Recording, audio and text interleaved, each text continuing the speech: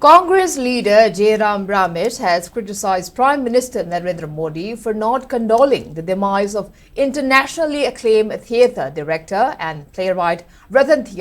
while also calling out for not visiting the violence-hit state for the past 26 months. In a post on social media X, the Congress MP lambasted the Prime Minister for not extending condolences on the passing of the theatre icon, while the entire state has saluted him. He wrote that the Prime Minister does not find it appropriate to extend his condolences even through a post on social media X, alleging it as not only another instance of his insensitivity but also an insult to the people of Manipur.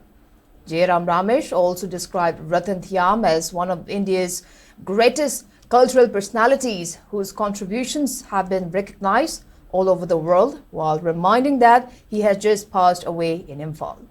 Emphasizing on the Manipur crisis, he slammed that Prime Minister has not found time nor has he shown any inclination to visit Manipur when violence erupted in the state, and despite going through a phase of extreme distress, pain and agony since May 3, 2023.